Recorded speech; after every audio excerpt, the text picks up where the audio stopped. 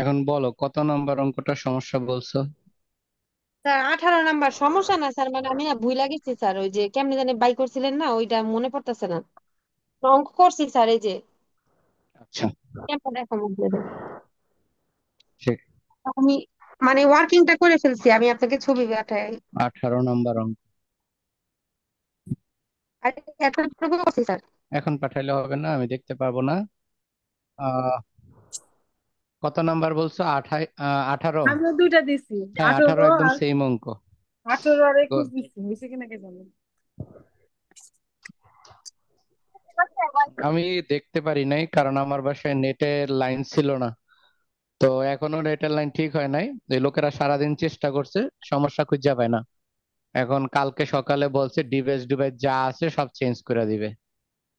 তো আমি তখন আসলে কালকে সকালে চেঞ্জ করার পরে আমি দেখতে পারবো। এখন আমি মোবাইল দিয়ে চালাচ্ছি মোটামুটি, ক্লাসটা কন্টিনিউ করার জন্য মোবাইল দিয়ে চেষ্টা করতেছি। আচ্ছা, আমরা তাহলে 18 নাম্বার যে অঙ্কটা, হ্যাঁ, 18 নাম্বার অঙ্ক সেম টু সেম তোমরা কেউ করছো তাহলে করে যদি গ্রুপে দিয়ে রাখো, আমি ক্লাস শেষ করে দেখে তারপরে আমি জানাই তাহলে। মানে স্যার ওই হ্যাঁ, যে পার্সোনাল ঘরটা জানি কি আপনি বাই করছিলেন স্যার, ওটা একটু বলবেন। তাহলে এটাই ভালো হয়, আমি ক্লাসটা শেষ করে যারা যারা দিয়েছো তাদেরটা দেখি, দেখার পরে সমস্যা থাকলে সেটা আমি সলভ করাই দিব না। হ্যাঁ, আমার আজকে একটু সমস্যা, পরে কালকে থেকে মনে হয় হবে না। আমার এখানে আশা করি নেটের লাইনের স্পিড ভালোই পাচ্ছি। আচ্ছা, চলো তাহলে শুরু করি। হ্যাঁ, আজকে আমরা, আচ্ছা, 21 নাম্বার অঙ্ক করছো কেউ? 21, 21 দিয়েছিলাম। জি স্যার, পড়ছি পড়ছিলাম। আচ্ছা, ঠিক আছে। এখ- এখন আমরা যে বুঝলাম স্যার। অঙ্কটা, এখন খেয়াল, সবাই খেয়াল করো। 8 নাম্বার অঙ্ক, নাম্বার 8, অঙ্ক নাম্বার 10, সেম অঙ্ক। অঙ্ক নাম্বার 8, অঙ্ক নাম্বার 10। হ্যাঁ, এই দুইটা অঙ্ক সেম। 8 নাম্বার অঙ্ক, 10 নাম্বার অঙ্ক সেম। এখন এখান থেকে আমি একটা করাতে চাচ্ছি। আমি যদি তোমাদেরকে একটা করাই দিই, আর একটা তোমরা নিজেরা করবা। 8 আর 10। 8 আর 10, 8 10 সেম অঙ্ক, হ্যাঁ একদম সেম অঙ্ক। 8 নাম্বারটা আমি করাই দিই, 10 নাম্বারটা তোমরা নিজেরা করে নিবা, অথবা যে কোনো একটা করাইলেই হবে আর কি, একটা করাইলে আপনি একটা আট পারবা। নম্বর 8 নম্বরটাই আমি তাহলে করাই আট দেন স্যার। নাম্বারটা তোমাদেরকে করাই দিতে। স্যার পেজ নাম্বারটা 52, গত 55। ক্লাসের যে অঙ্কটা চ্যাপ্টারটা করাইছিলাম, 54 পেজ। আচ্ছা, আচ্ছা 55 পেজ। 54 55 পেজ। 55, 54 পৃষ্ঠা স্যার, 8 নম্বর অঙ্ক। স্যার অ্যাকাউন্টিং বইয়ের ফ্লেক্সিবল বাজেট চ্যাপ্টারে, ফ্লেক্সিবল বাজেট চ্যাপ্টার হলো ফ্লেক্সিবল বাজেট। পাইছি। 21 নম্বর অঙ্ক আর 1 নম্বর অঙ্ক স্যার সেম না? 8 নাম্বার অঙ্ক, 10 নাম্বার অঙ্ক সেম। 8 নাম্বার অঙ্ক, 10 নাম্বার অঙ্ক সেম। স্যার না না, আমি বলতেছি 21 নম্বর যেটা বাইটা ছিল এটা, আর 1 নম্বর যেটা করেছেন এটা সেম যে অঙ্ক না ওইটা, স্যার? ওইটা সেম অঙ্ক, সেম অঙ্ক। চলেন তাহলে এখন আমি 8 নাম্বার অঙ্কটা পড়তেছি, খেয়াল করেন। 8 নাম্বার অঙ্কটা মোস্ট ইম্পর্টেন্ট একটা অঙ্ক। এটা 10 নম্বর অঙ্ক সেম স্যার, এটা বললেন। যে খেয়াল করি, আশা করি সবাই পাইছে। এখানে যারা আছেন, কেউ কি আছেন যে পান নাই এখনো অঙ্ক খুঁজে? স্যার পাইছি। চলেন তাহলে আমরা অঙ্কটা শুরু করতে পারি। 8 নাম্বার অঙ্কটাকে 3 স্টার দিয়ে রাখেন, হ্যাঁ। মোটামুটি বলা যায় এই অঙ্কটা আসবে আপনাদের পরীক্ষায়। এটা হলো 1 নাম্বার, স্টারের দিক থেকে একদম মোস্ট ইম্পর্টেন্ট এর দিক থেকে 1 নাম্বার অঙ্ক হলো এটা। আমি তো দাগায় দিছি মনে হয়। ওই কয়টা অঙ্কের মধ্যে এটা একটা ইম্পর্টেন্ট অঙ্ক। দেখেন, আমরা যে অঙ্কটা করতেছি খেয়াল করেন, the monthly budget of A manufacturing overhead of A concern, the monthly budget for the manufacturing overhead of a concern for two level of activities as follows.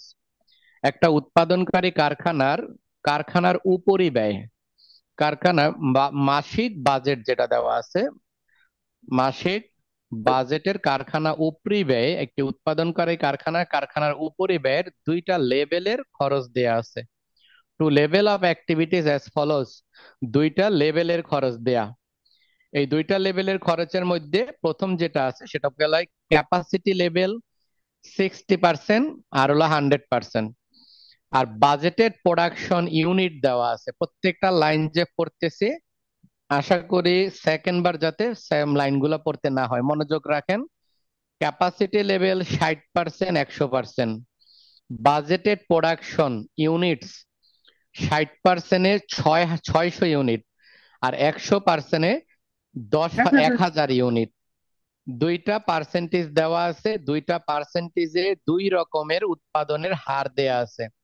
খেয়াল করেন, আবার বলি, 60%-এ 600 আর 100%-এ 1000। এই যে দুইটা লেভেল দেয়া আছে, এই বরাবর কলামে দুইটা খরচের একটা বিবরণী দেওয়া আছে। সামনে যদি কত ইউনিট, 600 ইউনিট, 1000 ইউনিট, 60%, 100%, এই অংশটা মনে রাখেন ভালো করে। জি স্যার। এরপরে নিচে খরচের টাকাগুলো দেওয়া আছে। খরচের টাকাগুলোর ক্ষেত্রে খেয়াল করেন, ইনডিরেক্ট ওয়েজেস, পরোক্ষ মজুরি, ইনডিরেক্ট ওয়েজেস, ইনডাইরেক্ট ওয়েজেস বা ইনডিরেক্ট ওয়েজেস, পরোক্ষ মজুরি 12,000, 20,000। কনজুমেবল স্টোরস, ব্যবহারযোগ্য মনিহারি বা সাপ্লাইজ যেটা দেওয়া আছে, সম্ভার, এটা দেওয়া আছে হলো 9,000, 15,000। মেনটেনেন্স, মেরামত খরচ, যেটাকে আমরা আরো এক নাম বলতে পারি রিপেয়ার, এই রিপেয়ারের পরিমাণ দেওয়া আছে 11,000, 15,000। পাওয়ার এন্ড ফুয়েল, তাপ ও জ্বালানির যে খরচ সেটা দেওয়া আছে 16,000, 20,000। ডেপ্রিসিয়েশন, অবচয়, ডেপ্রিসিয়েশন অবচয় দেওয়া আছে 40,000, 40,000। তারপরে ইন্স্যুরেন্স, ইন্স্যুরেন্স দেওয়া আছে দেখেন 10,000, 10,000। তাহলে দুইটা লেভেল দেওয়া আছে, একটা লেভেল 60, একটা লেভেল 100। আমরা গত ক্লাস পর্যন্ত যে অঙ্কগুলো করছি, দুই ফরম্যাটের অঙ্ক আমি এই পর্যন্ত আপনাদের শিখাইছি, 5টা ফরম্যাট থেকে। আচ্ছা, ওইখানে ছিল একটা পার্সেন্টেজ একটা লেভেল, একটা পার্সেন্ট দেওয়া থাকতো 60%, 12,000 ইউনিট, 50%, 10,000 ইউনিট, একটা পার্সেন্ট। আজকের অঙ্কের স্ট্রাকচারের মধ্যে আমরা দেখতে পাচ্ছি যে ছকের মধ্যে দুইটা পার্সেন্ট, একটা 60, একটা 100। 60% কারখানা চালু রাখলে আমাদের কারখানায় পণ্য বানাই 600, 100% কারখানা চালু রাখলে আমরা পণ্য বানাই হলো 1,000। এই যে দুইটা লেভেল দেওয়া আছে, 60%-এর খরচগুলো নিচে, 100%-এর খরচগুলো নিচে। এই দুই লেভেলের যখন বাজেটের সামারাইজ দেওয়া থাকবে, সারমর্ম বা সারাংশ দেয়া থাকবে, তখন ওই ধরনের অঙ্ককে আমরা একটা নাম দিয়ে থাকি। সেটাকে আমরা নাম দেই হলো high low method. High method, low method, high low method. এই ধরনের অঙ্কগুলোকে আমরা নাম দিয়ে থাকি হাই লো মেথড। এখন হাই লো মেথড বিষয়টা দেখেন, উঁচু নিচু পদ্ধতি, উচ্চ স্তর, নিচু স্তর। ছোটটাকে আমরা বলবো লো মেথড, আর যেটা হাই, যেটা বড়, সেটাকে হাই মেথড। আমার মনে হয় আপনাদের বিষয়টা ক্লিয়ার হয়েছে।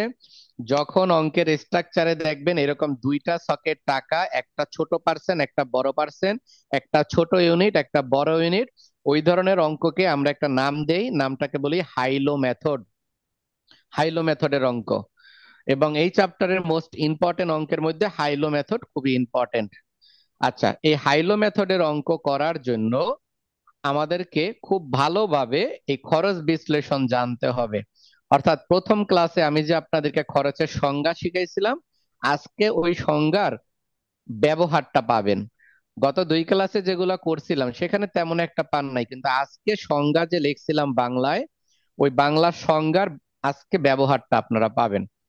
আচ্ছা, এখন এই যে দুইটা লেভেলে দেওয়া আছে, যদি বলি হাই কোনটা, আসসালামু আমার আলাইকুম মনে হয় স্যার, এটা কয় ওয়ালাইকুম নম্বর আসসালাম, অঙ্ক? 8 নাম্বার অঙ্ক, 8, অঙ্ক নম্বর 8। দেখেন, স্যার আজকে না ক্লাস হওয়ার কথা ছিল না স্যার। 8 নাম্বার অঙ্ক, অঙ্ক নাম্বার 8।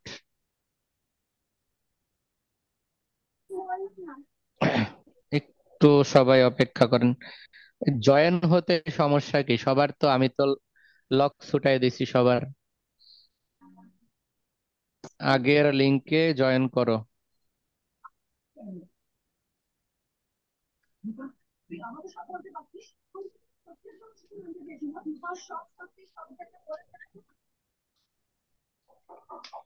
কে?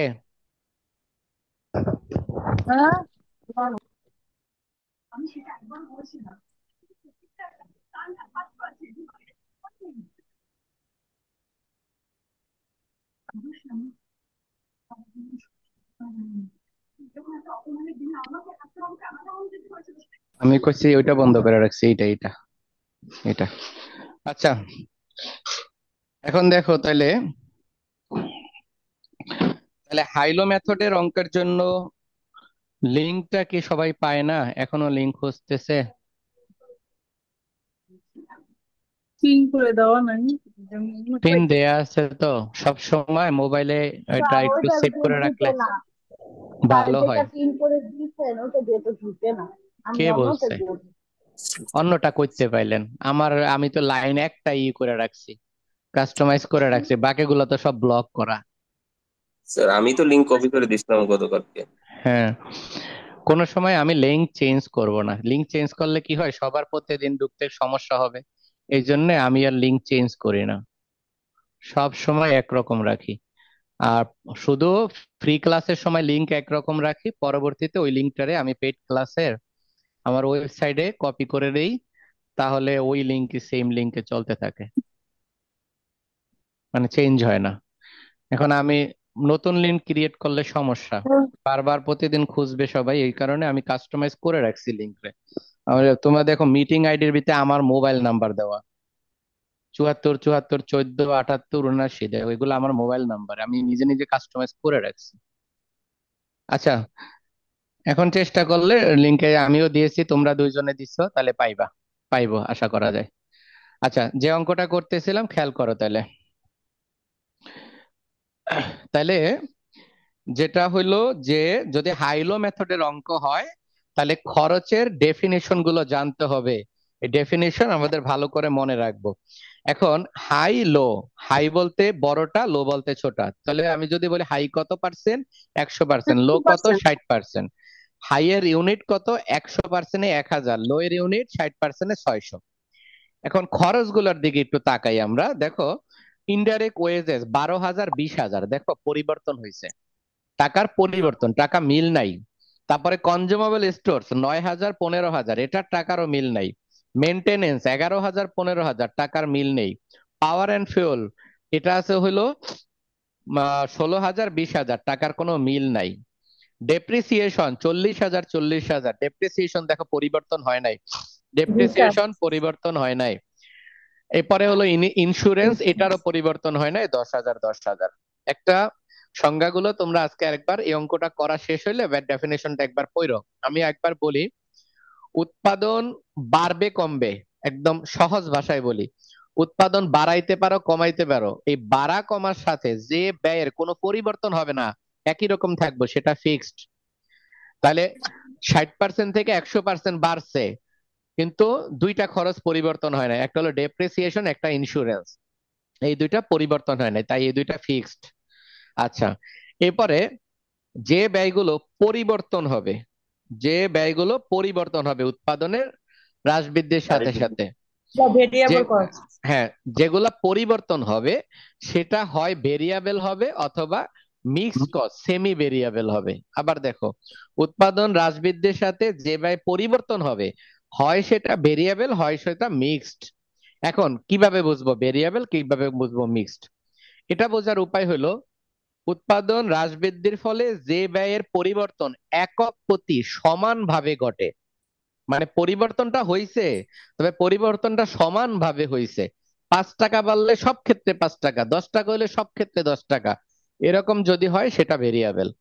আর এমন যদি হয়, উৎপাদন হ্রাস বৃদ্ধির ফলে যে ব্যয় বাড়ছে কমছে, বাড়ছে কমছে, কিন্তু রেটটা একই রকম বাড়ে নাই, কোনো সময় 5 টাকা, কোনো সময় 3 টাকা, কোনো সময় 2 টাকা, মানে যখন যেরকম হয়, কাঁচা বাজারের মতো, কাঁচামাদার আজকে একরকম অসমানুপাতিক। অসমানুপাতিক, রাইট।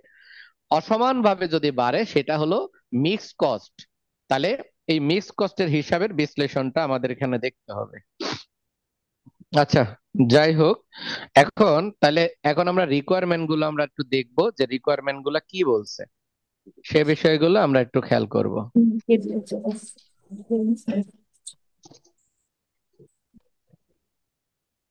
আচ্ছা, রিকোয়ারমেন্ট গুলোর দিকে একটু তাকাও। 1 নম্বর রিকোয়ারমেন্ট বলা হয়েছে ইন্ডিকেটস, নির্দেশ করো, হুইচ অফ দ্য আইটেম আর fixed, variable and semi variable. মানে উপরে যে খরচগুলো আছে এই খরচগুলোর মধ্যে কোনটা ফিক্সড, কোনটা ভেরিয়েবল, কোনটা সেমি ভেরিয়েবল, এটাকে ইন্ডিকেট করে দেখাইতে বলছে। সেমি ফিক্সড, সেমি ভেরিয়েবল অথবা মিক্সড। আচ্ছা, তাহলে খেয়াল করো, সেমি ফিক্সড মানে আধা স্থির, তাহলে অর্ধেক যদি স্থির হয় বাকি অর্ধেক পরিবর্তনশীল। এই জন্য এটাকে আমরা বলি মিক্সড কস্ট অথবা সেমি ফিক্সড অথবা সেমি ভেরিয়েবল। তাহলে মনে রাখো, উপরে যে খরচগুলো আছে 6টা খরচ, এই খরচের মধ্যে কোনটা ফিক্সড, কোনটা ভেরিয়েবল, কোনটা সেমি ভেরিয়েবল সেটা মেনশন করে দেখাইতে বলছে।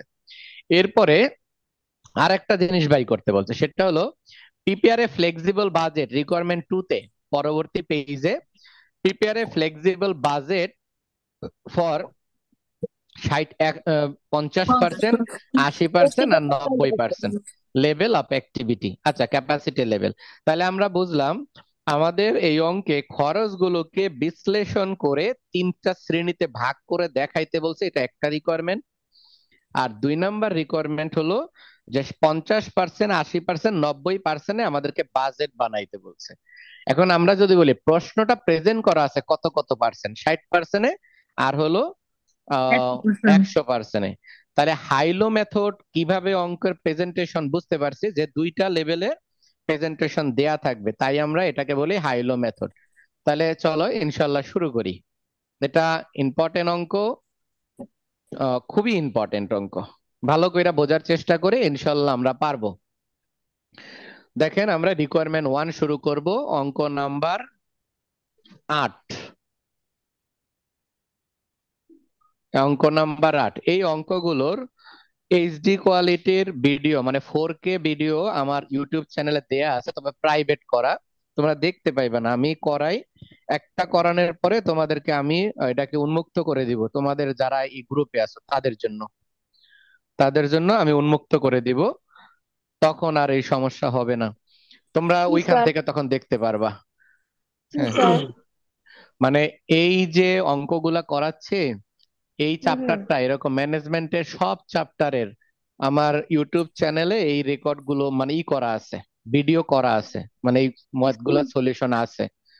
তা আমি ওগুলা তোমাদেরকে উন্মুক্ত করে দিব আমাদের অঙ্কটা করাইলে। আর যদি এখন উন্মুক্ত করে দেই তাহলে অনেকেই আছে এখানে ক্লাসে জয়েন করতে চাইবো না, বলবো যে কোনো একটা সুতায়, সামান্য একটা সুতায় জয়েন করব না, বলবো যে আমি গ্রুপে দেখে নি মনে, তখন আর আমাকে কোশ্চেন করতে পারবো না, এই জন্য কষ্ট করে হলো জয়েন করতে হবে। আচ্ছা, এখন আমি রিকোয়ারমেন্ট 1টা করব।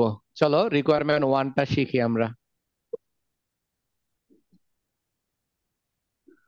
রিকোয়ারমেন্ট 1 টু দিয়েই আছে, প্রথমটা 1, রিকোয়ারমেন্ট 1।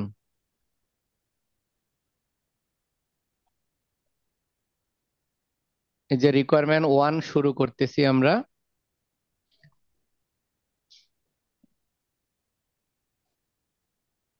স্যার, ফার্স্টে টেবিল। যে ফার্স্টেই টেবিল,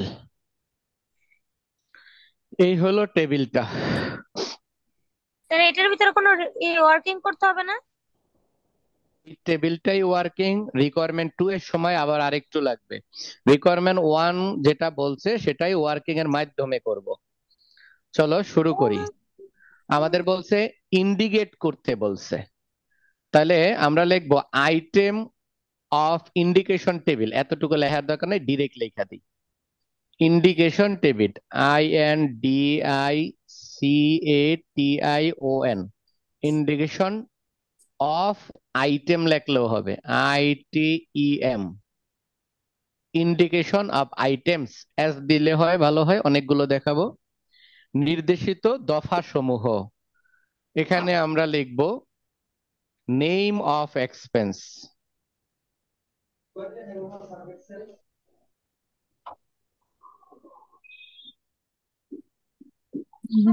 নেম অফ এক্সপেন্স বা আইটেম অফ এক্সপেন্স যাই লেখো, তারপর এখানে লিখবো ওয়ার্কিং,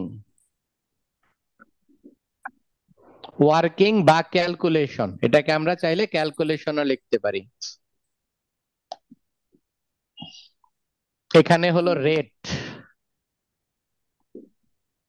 আর এখানে হলো ইন্ডিকেশন। স্যার প্রথমটা কি লিখছেন দেখি না। আইটেম তাহলে অফ তো নেম অফ এক্সপেন্স আইটেম বা লেখা যায় না নেম স্যার? অফ এক্সপেন্স, হ্যাঁ নেমকে আইটেমও লিখতে পারবো, এই নেম না লেখা আইটেমও লিখতে পারবো, ITEM, আইটেম অফ এক্সপেন্স। প্রথমটা হলো আইটেম অফ এক্সপেন্স বা নেম অফ এক্সপেন্স, পরে হলো ওয়ার্কিং বা ক্যালকুলেশন, গণনা গণনা অথবা নোট যেটাই লেখে, রেট, এটা হলো রেট, পরেরটা হলো ইন্ডিকেশন, নির্দেশনা। আচ্ছা শুরু করি তাহলে, এতটুকু তোলা হয়েছে সবার? স্যার একটু সময় দেন স্যার, উঠায় নি।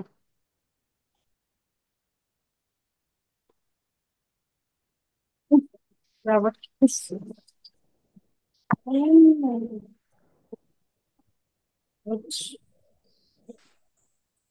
স্যার আইটেমটা কি ওই ছকের বাইরে লিখবো?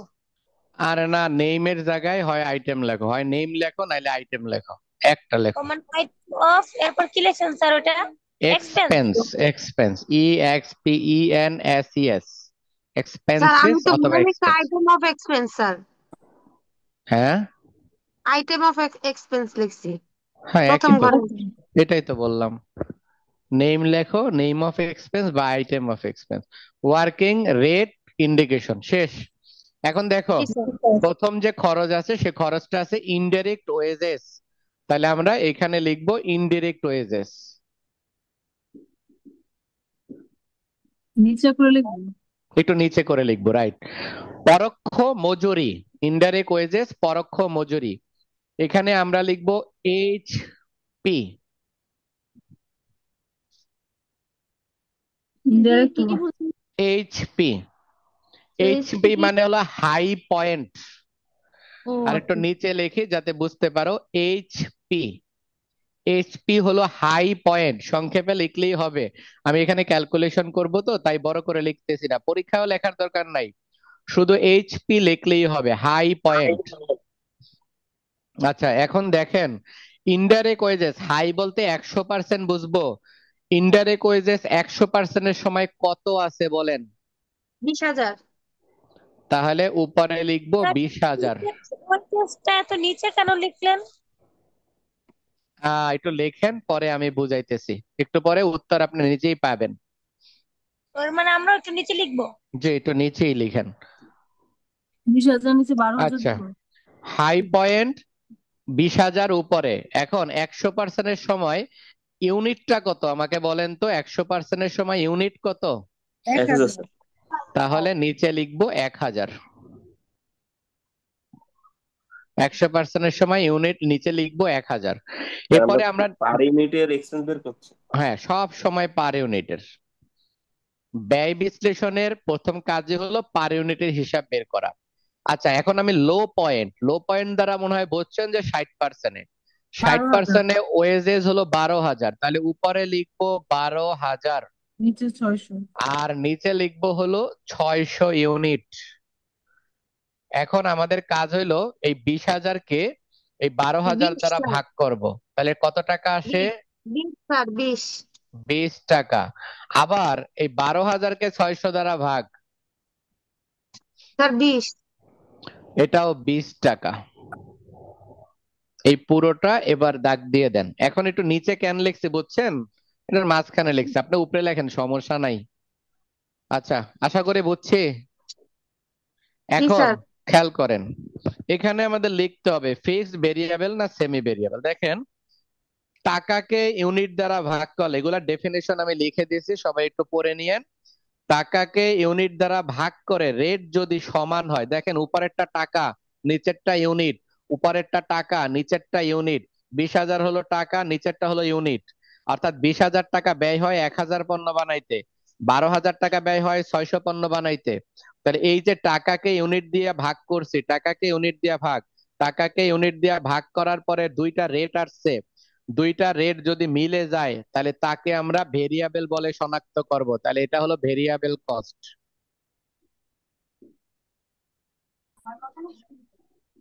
স্যার তাহলে কথাটা আবার বলেন। টাকাকে টাকাকে ইউনিট দিয়ে ভাগ করে রেট যদি সমান হয় তাকে ভেরিয়েবল এক্সপেন্স বলে। আচ্ছা টাকাকে বুঝতে পেরেছি। ইউনিট দিয়ে ভাগ করলে এখানে আমি লিখে দিচ্ছি, টাকাকে ইউনিট দ্বারা ভাগ করলে, ভাগ করে রেট সমান হলে ভেরিয়েবল। টাকাকে ইউনিট দ্বারা ভাগ করে রেট সমান হলে ভেরিয়েবল। আশা করি ডেফিনেশন বুঝছেন। চলেন পরেরটা শিখবো। পরেরটা আছে কনজুমেবল স্টোরস।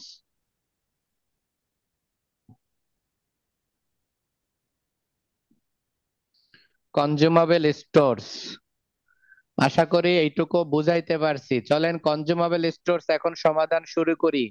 হাই পয়েন্ট, এটা আছে 15,000, ইউনিট হলো 1,000।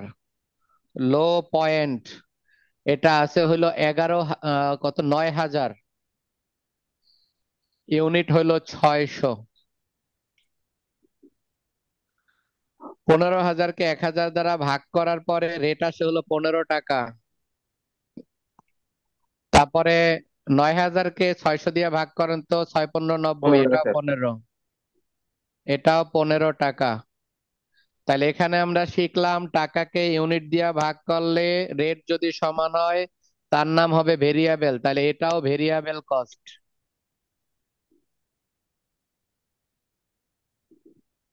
এটাও ভেরিয়েবল কস্ট। আশা করি বুঝতে পারছি। এরপরে স্যার আমরা, আমার সময়, স্যার একটু পর, স্যার একটু একটু জি তুলেন।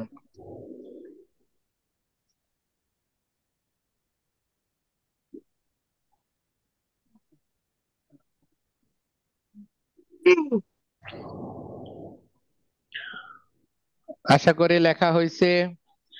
এরপরে দেখেন, পরে আছে মেনটেনেন্স। মেনটেনেন্সে আমরা লিখবো হাই পয়েন্ট। যারা বুঝে ফেলছেন সামনে আগাতে পারেন, কোনো সমস্যা নাই। হাই পয়েন্টে টাকা আছে 15,000 আর হাই পয়েন্টে ইউনিট হলো 1,000। এটাকে ভাগ করার পরে অ্যান্সার আসছে 15 টাকা। এরপরে আবার লিখবো লো পয়েন্ট। লো পয়েন্টে টাকা আছে 11,000, মেনটেনেন্স। লো পয়েন্টের ইউনিট হলো 600। 11,000কে 600 দ্বারা ভাগ করে রেটটা একটু আমাকে বলেন। স্যার 18.3 হচ্ছে। 18.3। তাহলে মেনটেনেন্সের দিকে একটু খেয়াল করেন।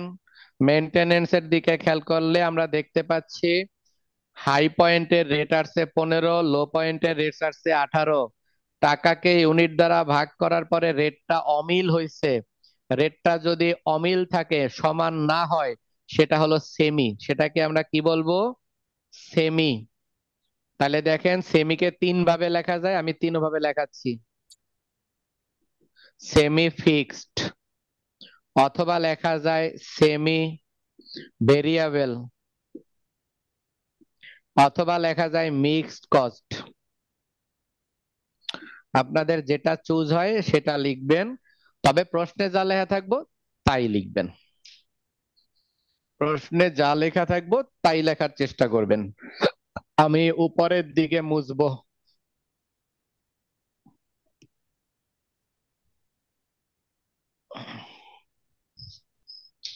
উপরের দিকে আমরা মুছবো।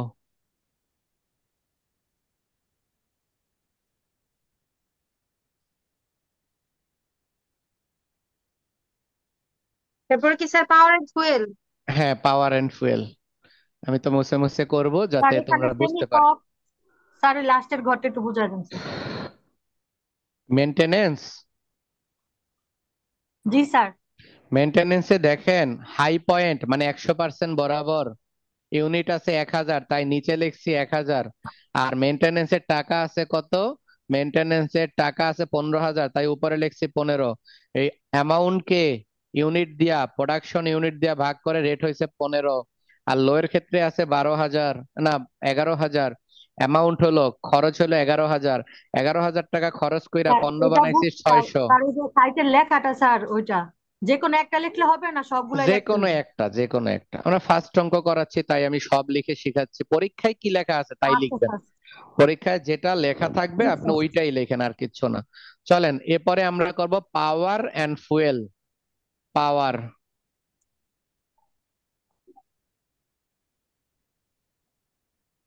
পাওয়ার এন্ড ফুয়েল। পাওয়ার এন্ড ফুয়েলের ক্ষেত্রে হাই পয়েন্ট, হাই পয়েন্টে পাওয়ার এন্ড ফুয়েল আছে হলো 20,000, তাহলে উপরে হবে 20,000।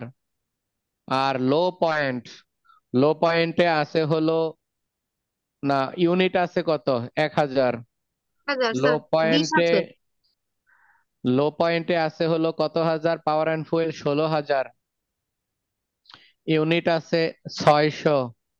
এই প্রথমটার অ্যান্সার আসছে 20, আর তারপর দ্বিতীয়টার আছে আসছে 26.6। 26.67 লেখা যায়। স্যার 6 লিখি স্যার, যেটা আসছে ওইটাই লিখি, দরকার কি 6 স্যার? লিখলে মনে হয় 7 হয়ে যাইব। জি স্যার, অনেকগুলো ছয় আছে, জি সবগুলোই স্যার। ছয়, অনেকগুলা আপনি 6, সাত দিতে পারেন স্যার। তাহলে 7 দিতে পারি, তাহলে তুমি 26.7 লেখো। আচ্ছা, আচ্ছা স্যার। 26.7। আমার মনে হয় এটার ব্যাখ্যা বুঝতে পারছো যে এটা মিক্সড হবে। কি হবে?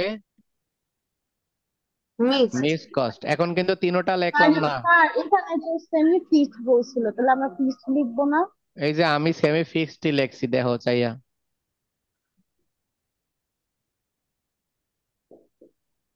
সেটা কি মিক্সড কস্টও লেখা যাবে, সেমি ফিক্সডও লেখা যাবে? তিনটার যে কোনো, এই যে তিনটা লেখা দিছি প্রথমটায়, এই তিনটার যেটা ইচ্ছা সেটা নামে ডাকবা। একজনের 3 নাম, তোমার নিজেরই তো 2 নাম। যে নামেই ডাকে তুমিই আইবা। ওই তিনটা যে নামে ডাক দেব ওইটাই হইব। তার মানে হলো সেমি ফিক্সড আদা স্থির, সেমি ভেরিয়েবল আদা পরিবর্তন।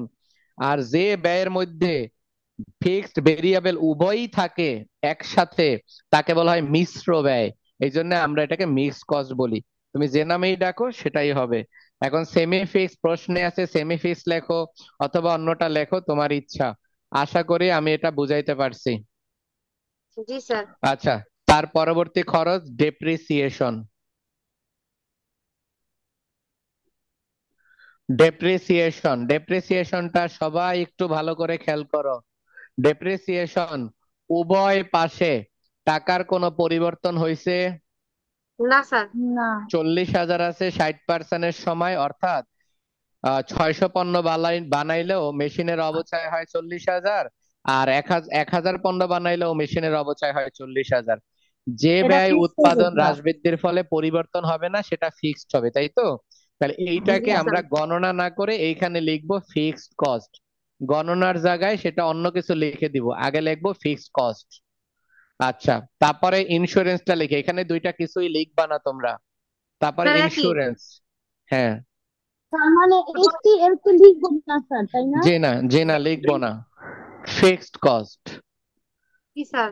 Fixed cost. এখন এটা কি স্যার ইউনিট এ- প্রতি খরচ বের করবো না? না, এটা ইউনিট প্রতি খরচ বের করার দরকার নাই, আমাদের প্রয়োজন হবে না। তাহলে আমি কি আমি করাটা তো বের অলরেডি করছি। করে ফেলেছি না। স্যার। আচ্ছা, করছো, করলে সমস্যা নাই। হাইলো দিয়া করে ফেলছো, করলে সমস্যা নাই। আচ্ছা, জি স্যার। আমরা যারা করি নাই, যে করছো সে করছো, তুমি আর কিছু স্যার কইরো আমিও না। করে ফেলছি। আচ্ছা, যারা করছো তাহলে এই ঘর তাদের সমাধান হয়ে গেছে। আর যারা করো নাই তারা কি লিখবা জানো? এখানে লিখবা বোথ কস্ট আর আনচেঞ্জ, BOTH, বোথ উভয়, কস্ট আর আনচেঞ্জ, UNCHANGE, মানে উভয় খরচ অপরিবর্তিত, বা আনচেঞ্জ লেখা দিলেও হবে। বোথ কস্ট আর আনচেঞ্জ, উভয় খরচ অপরিবর্তিত খরচ, উভয় লেভেলে খরচের পরিমাণ অপরিবর্তিত। যদি কেউ এইভাবে গণনা করো করো, কোনো সমস্যা নাই, কিন্তু গণনা কইরা যদি আবার এই ব্যয়ের সংজ্ঞার মধ্যে ফালায় দাও তাহলে কিন্তু সমস্যা হবে।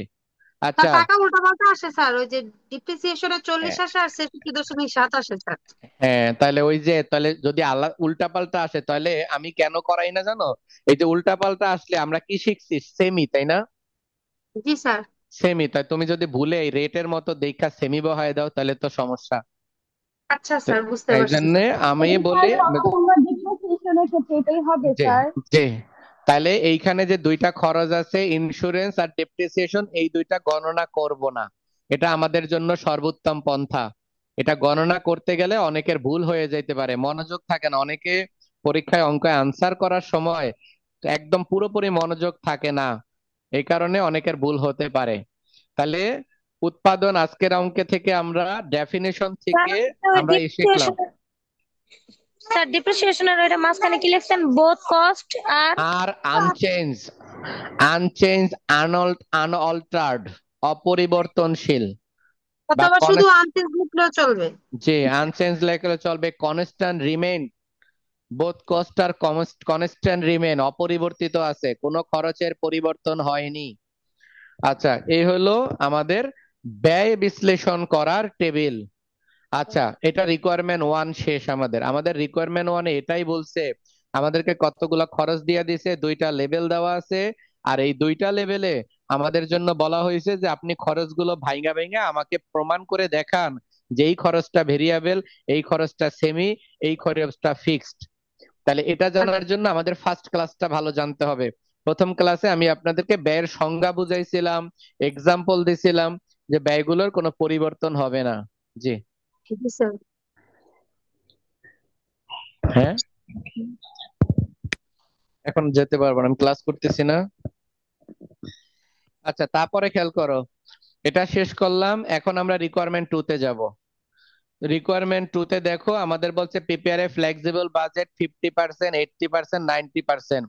এই 90, 80 আর 100% ক্যাপাসিটির জন্য আমাদের এই বাজেটটা বানাইতে হবে। তাহলে এইটা আমি মুছে ফেললাম, যে ছকটা করলাম এই ছকটা মুছে ফেললাম। আশা করি এই ছকের মধ্যে কারো সমস্যা নেই। ঠিক আছে স্যার। এটার জন্য আপনারা একটু সংজ্ঞাগুলো আবার পড়েন, যেগুলো আমি ফার্স্ট ক্লাসে লিখাইছি। ওইখানে আমি লিখে দিছিলাম মোট ব্যয়ের, ফিক্সড কস্টের মোট ব্যয় স্থির, একক প্রতি পরিবর্তনশীল। আবার ভেরিয়েবলের সময় লিখছিলাম মোট ব্যয় পরিবর্তনশীল, একক প্রতি স্থির। আবার লিখছিলাম উৎপাদন হ্রাস বৃদ্ধির ফলে যে ব্যয়ের কোনো পরিবর্তন হয় না তাকে ফিক্সড কস্ট বলে। যেমন লেখা কয়েকটা এক্সাম্পল দিছিলাম। আবার একবার লিখছিলাম উৎপাদন হ্রাস বৃদ্ধির ফলে যে ব্যয় সমানভাবে পরিবর্তন হয় সেটা হলো সেমি ভেরিয়েবল, পরিবর্তনশীল ব্যয়। আর উৎপাদন হ্রাস বৃদ্ধির ফলে যে ব্যয়ের কোনো পরিবর্তন হয় তবে অসমানুপাতিক হারে, তাহলে সেটাকে আমরা সেমি বলি। আচ্ছা, এখন আমরা করব রিকোয়ারমেন্ট টু। রিকোয়ারমেন্ট দুই, 2 নম্বর রিকোয়ারমেন্টে আমাদেরকে বাজেট বানাইতে বলছে। দেখো, হাইলোর অঙ্কে বাজেট বানাইতে হলে অবশ্যই একটা জিনিস আমাদের জানতে হবে, সেটা হলো কোন ব্যয়গুলো, এটা শুধু হাইলোর অঙ্কের জন্য না, সকল অঙ্কের জন্য সেম জিনিসটা প্রযোজ্য। হাইলোর অঙ্ক বলো আর ফ্লেক্সিবল বাজেটের অন্য যে কোনো অঙ্ক বলো, অবশ্যই আমাদেরকে জানতে হবে খরচের মধ্যে কোন খরচগুলো মিশ্র খরচ। এর আগে যে অঙ্ক ক্লাসগুলোতে আমি অঙ্ক করাইছি সেখানে যখন একটা পার্সেন্টেজ দেওয়া ছিল, ডিস্ট্রিবিউশন এক্সপেন্স লেখা বা সেলিং এক্সপেন্স লেখা, টাকা দেওয়া ছিল, ব্র্যাকেটে লেখা থাকতো 60% ফিক্স আর বাকি 40%, তখন আমরা সেটাকে ভেরিয়েবল ধরতাম। এই যে ফিক্সড ছিল, ভেরিয়েবলে ছিল, এই রকমের অঙ্কগুলোই ছিল সেমি ভেরিয়েবল। আমি গত ক্লাস পর্যন্ত তোমাদেরকে সেমি নিয়ে আলোচনা করি নাই, কারণ এটা ছাড়াই শিখাইতে পারতেছি তাই। তাহলে এর আগে যতগুলো অঙ্ক করছি সেখানেও আমাদের সেমি ছিল। সেমি বিষয়টাই হলো যে ব্যয়ের মধ্যে ফিক্সড থাকবে, ভেরিয়েবল থাকবে। ফ্লেক্সিবল বাজেটের অঙ্কে প্রত্যেকটা অঙ্কের মধ্যে সেমি আছে, সেমি ছাড়া কোনো অঙ্ক হয় না। আচ্ছা, এখন হাইলো মেথডের অঙ্কে অবশ্যই আমাদেরকে মেনশন করে নিতে হবে আগে কোন খরচগুলো সেমি আর কোনগুলো ভেরিয়েবল, কোনগুলো ফিক্সড। আমাদের এই অঙ্কটায় মোট খরচ আছে 6টা। এই 6টা খরচের মধ্যে 2টা খরচ ফিক্সড, সে 2টা হলো শেষের 2টা, একটা হলো ডেপ্রিসিয়েশন, একটা ইন্স্যুরেন্স। 2টা খরচ ভেরিয়েবল, একটা হলো ইনডাইরেক্ট ওয়েজেস আর একটা কনজিউমেবল স্টোরস। আর 2টা খরচ হলো সেমি, একটা হলো মেইনটেনেন্স আর একটা হলো পাওয়ার এন্ড ফুয়েল। এতটুকু তো বুঝতে পারছি। জি স্যার। আচ্ছা, রিকোয়ারমেন্ট টু, বাজেট বানানোর জন্য সেমি ভেরিয়েবল যতটা এন্ট্রি ততটা ওয়ার্কিং করতে হবে এই হাইলো মেথডের অঙ্কে। আবার বুঝো, হাইলো মেথডের অঙ্কের জন্য এই কনসেপ্টটা প্রযোজ্য। হাইলো মেথডের অঙ্কে সেমি ভেরিয়েবল খরচ যে কয়টা হবে, ওয়ার্কিং সে কয়টা হবে। বাজেট বানাইতে গেলে আমাদের যদি কোনো বাজেট বানাইতে হয়, ওই বাজেটের ছক করার আগে ওয়ার্কিং করে নিতে হবে। এখন আমরা বুঝবো কয়টা ওয়ার্কিং, যতগুলো entry semi variable. Semi variable দুইটা যদি 5টা হয় তাহলে 5টা ওয়ার্কিং। এই অঙ্কে সেমি ভেরিয়েবল 2টা, তাহলে ওয়ার্কিংও কয়টা হবে? 2টা হবে। এখন আমি 2টা ওয়ার্কিং করাবো, 2টা ওয়ার্কিং এর মধ্যে একটা আমি করাবো, একটা আপনারা করে আমাকে দেখাবেন। চলেন, প্রথম সেমি ভেরিয়েবল কোনটা? Sir maintenance. Maintenance. Maintenance cost লেখেন, মেনটেনেন্স কস্ট। এইটার ওয়ার্কিংটা আমি শিখাবো, পাওয়ার এন্ড ফুয়েল ওয়ার্কিং তোমরা করে আমাকে বলবা। এইটার ওয়ার্কিং পারলে এই অঙ্কটা পারবো, এই ওয়ার্কিংটা বোঝো না তাহলে এই অঙ্কটা পারবো না।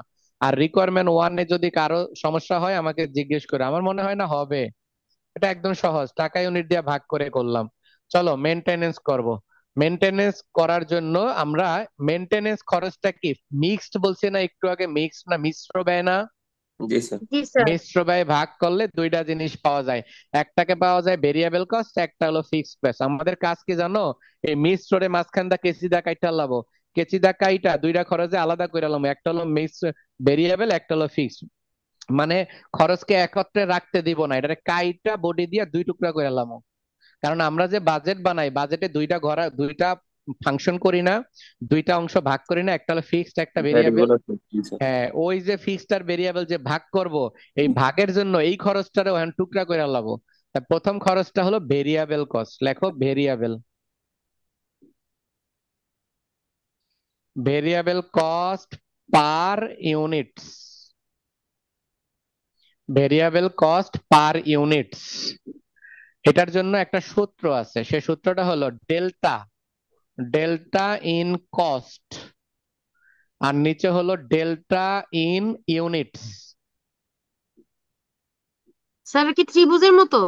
হ্যাঁ, ত্রিভুজ।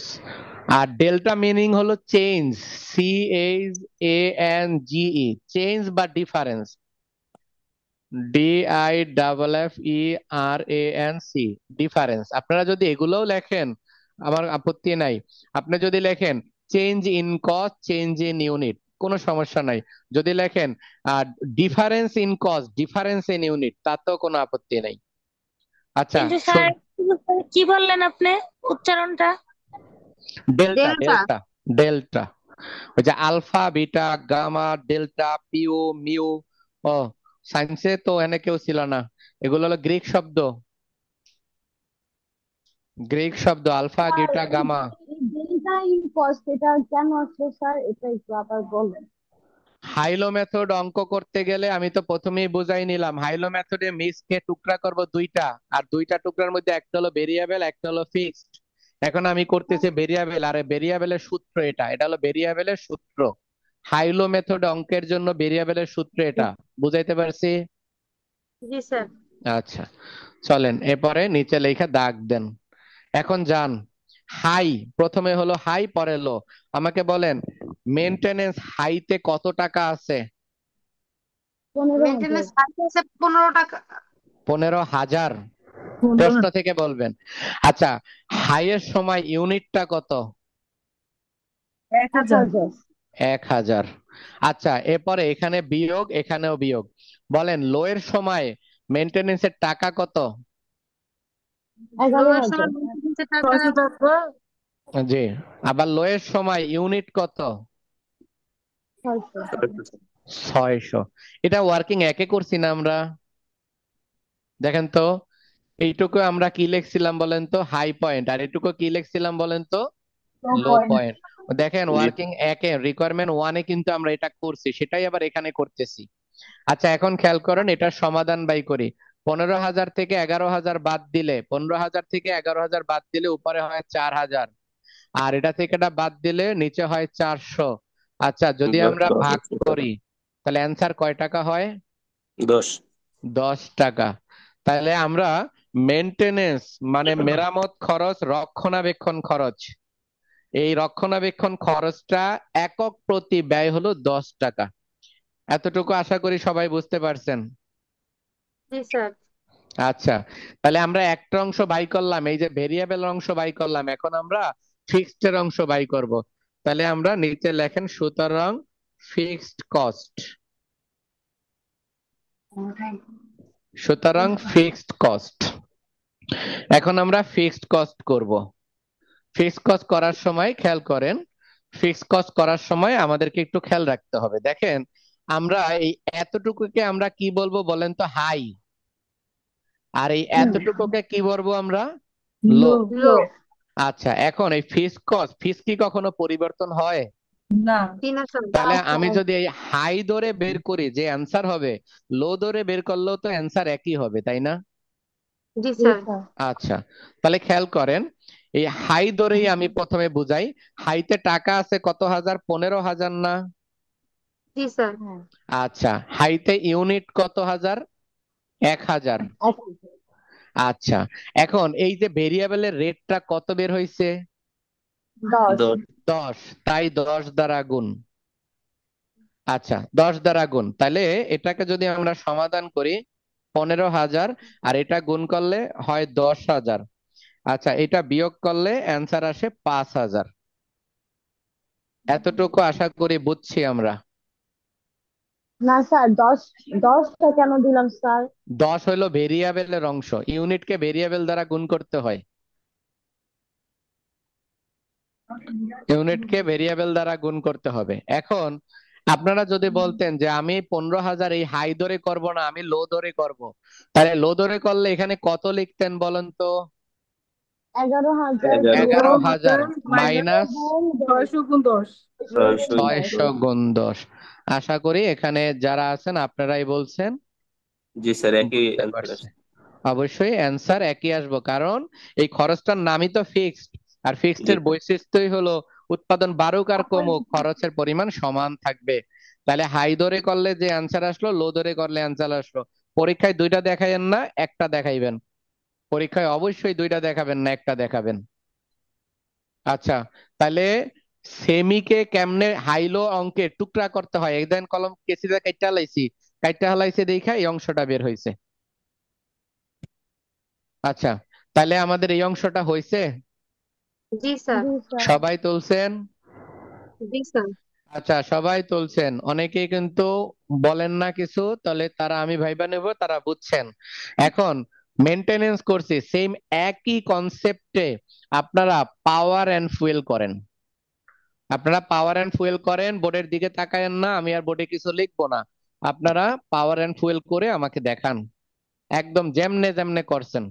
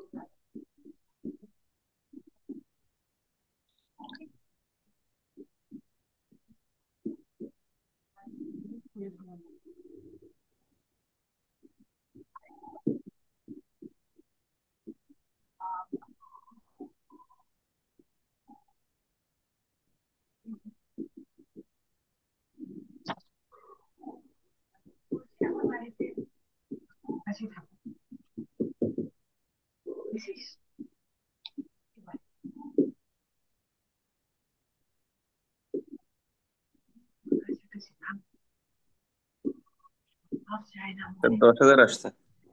রাইট, তোমারটা হইছে।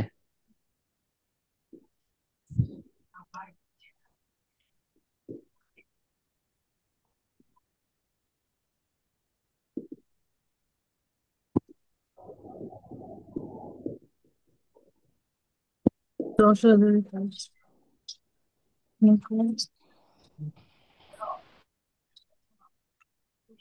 10 আসছে স্যার, প্রথমটা ভেরিয়েবল। প্রথমটা 10, পরেরটা আগাও, সামনে মাইনাস যাও। 10 হবে, তারপর 10 হবে। কথা বলো না।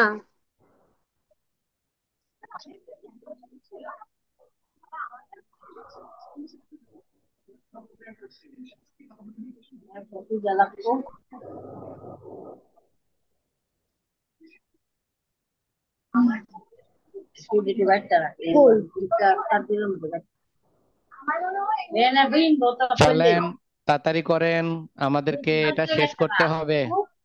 স্যার 10,000 আসছে। জি, 10,000 আসছে।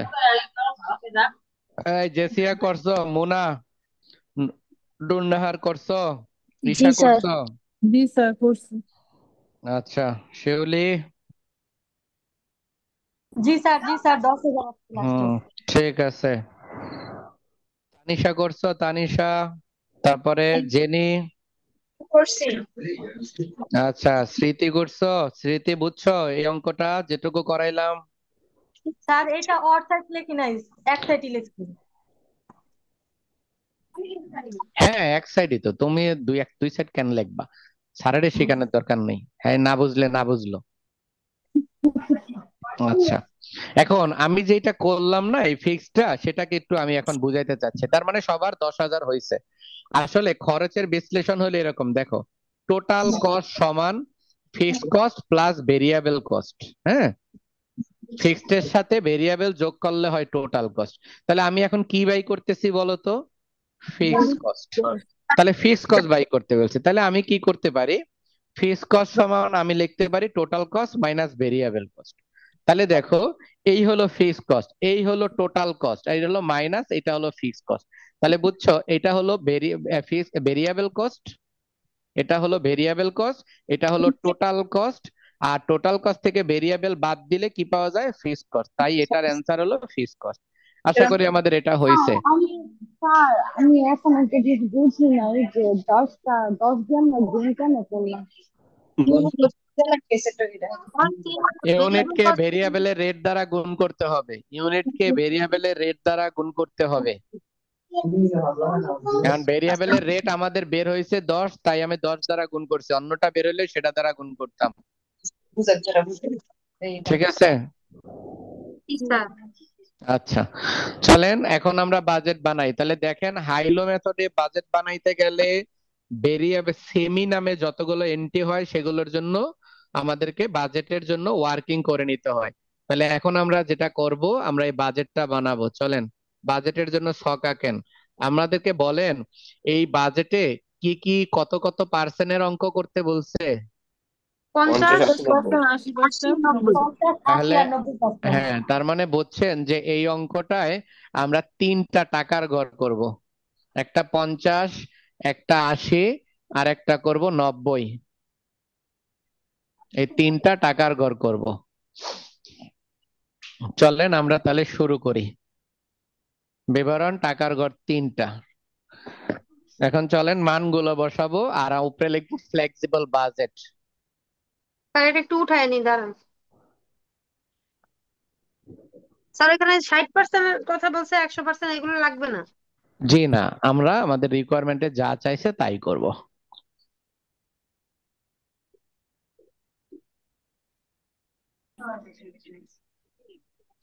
আমাদের বলছে 50%, তারপরে আমাদের বলছে কত, 80%, 80, 90%। তারপরে আমাদের বলছে 90%। আচ্ছা, আমাদের 50%, 80%, 90% এরকম বলছে। আমাদের ছকটা লিখছি, ছকের উপরে ফ্লেক্সিবল বাজেট, আমরা নিচে লিখছি ক্যাপাসিটি লেভেল, এরপর লিখছি 50% উপরে, 80%, 90%, যেটা আমাদের প্রশ্নে চাইছে সেটা লিখছি।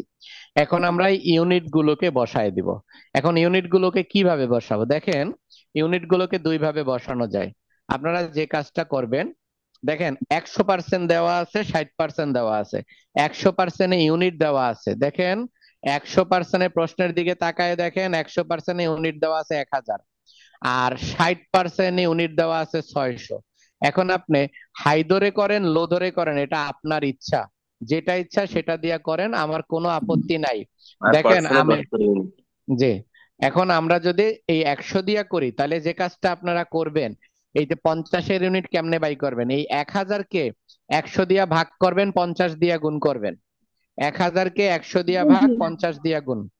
আচ্ছা, তাহলে আমরা যদি আপনারা যদি বলেন আমি লো দিয়া কি করতে পারবো, হ্যাঁ পারবো, তখন এখানে 600 ইউনিট প্রশ্নে দেওয়া আছে লোতে, এই 600-কে 60 দিয়া ভাগ, 50 দিয়া 50 গুণ। দিয়ে গুণ। Sir right. এটা তো দেখাইতে হবে না, ডিরেক্ট লিখতে না পারবো। না না, ডিরেক্ট লিখতে পারবো, এই জন্যই আমি এটা দেখাই নাই, ডিরেক্ট স্যার লিখতে পারবো। 500 আসছে স্যার, 500। স্যার এখন কি সবগুলো আমরা হাই ধরেই করবো তাহলে, যদি আপনার একটা যেটা করি? ভাল লাগে, আপনার যেটা ভাল লাগে সেটা দিয়া কইরা আমার অ্যান্সারটা কোন। 500 স্যার। হ্যাঁ, আপনি 500, হাই 800 ধরে নয়। করলেও যা আসবে 500 আসবে, আর লো ধরে করলেও 500ই আসবে। 500 ইউনিটস। 500, 800, 900। স্যার 500 কেমনে হইলো, একটু বইলা দেন স্যার আমাকে। ক্যালকুলেটর লইছেন? জি স্যার। ক্যালকুলেটরে লেখছেন, আমি যা কইছি সেটা লিখছেন? অটোমেটিক আইবো না তো, ক্যালকুলেশন করলে আইবো, অটোমেটিক তো আসবে না। ক্যালকুলেটরে লন, ক্যালকুলেটরে লইয়া 600 লেখেন, লেখেন 600 ক্যালকুলেটরে লেখছেন? 600 লিখবো। তাহলে একটি 600, তারপর 600 লেখছেন, এই 600-কে 600 বরাবর পার্সেন্টেজটা কত আছে? 60। তাহলে 60 60 দিয়া ভাগ করেন, ভাগ 60। হ্যাঁ স্যার, গুণ 50। 10 জি, গুণ 50। একবার গুণ দিবেন 50, একবার গুণ দিবেন 80, একবার গুণ দিবেন 90। বুঝছেন? 500, 800, 900, জি স্যার। আচ্ছা, এখন এভাবে আমি কেন শিখাইলাম, এটার একটা কারণ আছে। এটা থেকে সহজ একটা নিয়ম আছে, আমি সেটা এখন শিখাচ্ছি। এখন এভাবে কেন শিখাইলাম তার কারণটা আমি ব্যাখ্যা করি। দেখেন, এখানে যেভাবে আছে তার সহজটা একটু আগে খেয়াল করেন। দেখেন 100%-এ আছে না নাই? আছে স্যার। 100%-এ কয় হাজার ইউনিট? 1000 ইউনিট। আচ্ছা, এই যে 1000 ইউনিট, এখন এই 1000-এর 50% করবেন, তাতেও অ্যান্সার আসবে। দেখেন, 1000 ইন্টু 50% করেন, দেখেন 600। 1000 ইন্টু 80% করেন, 800। 1000 ইন্টু 90% করেন, দেখেন 900 আসছে। স্যার কথাটা আবার একটু বলবেন? শুনি নাই আমি কিছু। বলছি 1000 টাকা, 1000 ইউনিট আছে, 1000 রে 50% করেন, তাহলে এই ইউনিটটা চলে আসবে। একই আছে স্যার, দুটো দিয়ে সেমই আছে। যেভাবেই করবেন অ্যান্সার একই আসবো। 1000 ইউনিট দেওয়া আছে প্রশ্নে, 1000-কে 50% করে 1000 ইউনিট তার 50% এমনি লিখছি। 1000 ইন্টু 50%, এটা করার পরে 500 ইউনিট হয়েছে। আবার 1000 ইন্টু 80%, এখানে হয়েছে 800। আবার 1000 ইন্টু 90%, এটা হলো 900। এই হলো ইউনিট, এভাবেও বের করা যায় তো। এখন এভাবে এইভাবে বের করা যাবে তখনই যদি 100% দেওয়া থাকে। এখন 100% প্রশ্ন যদি না দেওয়া থাকে তখন আর এভাবে করা যাবে না, প্রথমে যেমনে করছেন সেমনে ভাগ কইরা গুণ করতে হইব, ভাগ কইরা গুণ করতে হইব। 60%-এ যেটা আছে 60 দিয়া ভাগ, 50 দিয়া গুণ, 80 দিয়া গুণ, 90 দিয়া গুণ। আশা করি বুঝতে পারছি এখন সবাই। জি স্যার। আচ্ছা, চলেন সামনের দিকে যাই। সামনের দিকে আমরা বাজেটের মধ্যে এখন বিশ্লেষণ লিখব। বাজেটের যে প্রথম বিশ্লেষণ তাকে আমরা বলি ভেরিয়েবল কস্ট।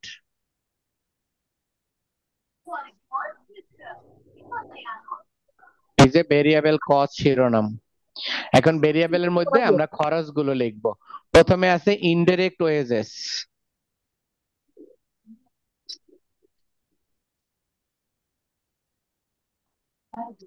আপনারা ওয়ার্কিং একে যান, ওয়ার্কিং একে যাই আমাকে বলেন ইনডিরেক্ট ওয়েজেস এর রেটটা কত বের করছিলাম, ওয়ার্কিং একের অ্যান্সার বলেন। 20 টাকা, 20 টাকা। 20 টাকা, তাই আমরা 20 টাকা লিখলাম। এরপরে লেখেন হইলো কনজুমেবল স্টোরস। 15 টাকা। এটার রেটটা কত বের করছিলাম? 15। 15। আচ্ছা, এরপরে লেখেন মেনটেনেন্স।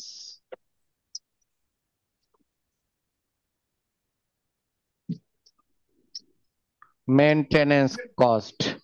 আচ্ছা, এটা হলো রিকোয়ারমেন্ট 2 এর মধ্যে যে ওয়ার্কিংটা বের করছিলেন, রিকোয়ারমেন্ট 2 এ, 1 এ না, কারণ এটা হলো সেমি, তাই 2 এর থেকে বলবেন। 2 এর রেটটা কত বের হয়েছিল? মেনটেনেন্স স্যার এটারও 10 দুইটা রেট বের হয়েছে স্যার। 18 না না না একটা 10 একটা রিকোয়ারমেন্ট টু 10 থেকে 10 বের হয়েছে রিকোয়ারমেন্ট টু যখন আমরা বাজেট করার আগে একটু আগে যখন করলাম সেখান থেকে, কারণ এটা হলো ভেরিয়েবল না সেমি, এটা এই কারণে পাইছেন 10 টাকা বের হয়েছিল। হ্যাঁ তারপর হলো power and fuel at the rate of টাকা, এটারও রেট কত বের হয়েছিল? 10 টাকা স্যার। 10 টাকা। টোটাল ভেরিয়েবল কস্ট, এ হলো টোটাল ভেরিয়েবল কস্ট। এখন তো বুঝছেন এই রেট গুলো দিয়া ওই পাশে খালি গুণ করবেন, জি তা তো স্যার। বুঝেই ফেলছেন ওগুলা শুধু গুণ। আচ্ছা, তাহলে এখন আমরা খালি গুণ করবো। এই রেট গুলোর সম্পর্কে কারো কোশ্চেন থাকলে বলো। যদি কেউ এমন থাইকো না যে লজ্জা লাগতেছে, স্যারে বুঝাইছে সবাই বুঝছে আমি বুঝি নাই, এই কাজ করো না, কিন্তু পরীক্ষার হলে এই লজ্জা কিন্তু অনেক বড় কান্নায় রূপান্তর হইব। আমাকে জিজ্ঞেস করো, পারো নাই আমি আবার বুঝাবো, ধৈর্য ধরে আমি আবার বুঝাবো। লজ্জা পাইয়া আবার এই করো না যে অনেকে এখানে আসো যে আমি জিজ্ঞেস করি কেমনে, সবাই তো বুঝা লাইছে। লজ্জার কিছু নাই, কারো চেহারা কেউ দেখতেছে না। আচ্ছা, এখন তাহলে রেট গুলো কি সবাই বুঝতে পারছো? রেট গুলা কই থেকে আসছে? তাহলে এখন আমাদের কাজটাকে 500 × 20, 500 × 20 গুণ করলে 5×2 = 10 কত হয়? 10,000 10 স্যার হয়। 10,000, 16,000, 18,000। হ্যাঁ, তারপরে এটা হয় 16,000, আর এইটা গুণ করলে হয় 18,000। এরপরে 15, 15 × 5 7,500। 7,500। 15 × 5 স্যার, 5×5 = 75। 15×75 7,500।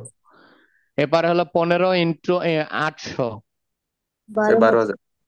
এটা 12,000 হয়। 900 × 15 স্যার 13,500। 13,000 13,500। এই হলো 13,500। এরপরে বাকি 10 × 500, 10 × 500 মানে 5,000। 8,000 5,000, 5,000, 8,000, 8,000।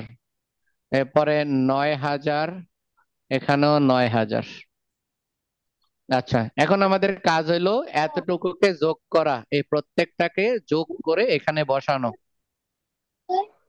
তার লেগে মাথা 27,000 নেই। পাঁচশো স্যার। প্রথমটা এখানে আসছে 27,500। আমার বাসায় 44,000 স্যার। দ্বিতীয়টা জি স্যার। দ্বিতীয়টা 44,000। তৃতীয়টা 49,500। 50,500 49,500। এটা শেষ।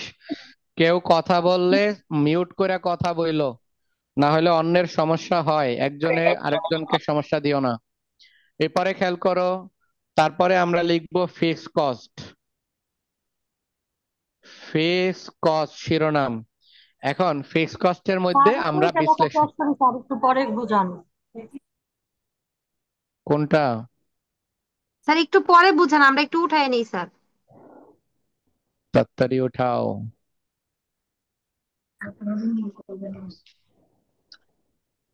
তাড়াতাড়ি উঠাও। এমন ভাবে উঠায়ও না যে আমি এই ফাঁকে চট্টগ্রাম ঘুরাইয়া পড়তারি।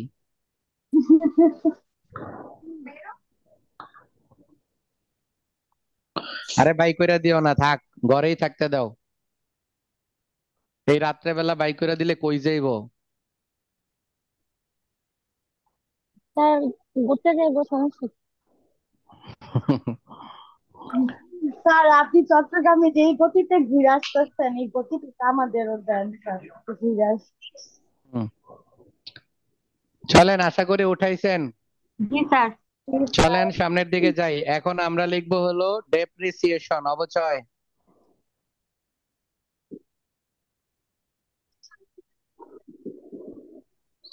ডেপ্রিসিয়েশন অবচয়, অবচয় ছিল 40,000। আমরা জানি অবচয় পরিবর্তন হয় না, ফিক্সড স্থির থাকে যতটুকুই পণ্য উৎপাদন করি না কেন, তাই ফিক্সড 40,000ই বসাইলাম। তারপরে হলো ইন্স্যুরেন্স। 10,000। ইন্স্যুরেন্স হলো 10,000। এটা একই বৈশিষ্ট্যের অন্তর্ভুক্ত, তাই পরিবর্তন হবে না। আরো দুইটা যে ফিক্সড আছে সেটা কি তোমরা জানো? মেইনটেনেন্স আর পাওয়ার অ্যান্ড ফুয়েল। হুম। 5,000 আর 10,000। মেইনটেনেন্স ওয়ার্কিং থেকে আমরা নিব 5,000, রাইট? পাওয়ার এবং ফুয়েল কস্ট দুইটা থেকে। হ্যাঁ, 5,000 5,000 করে। আর power and fuel 10,000।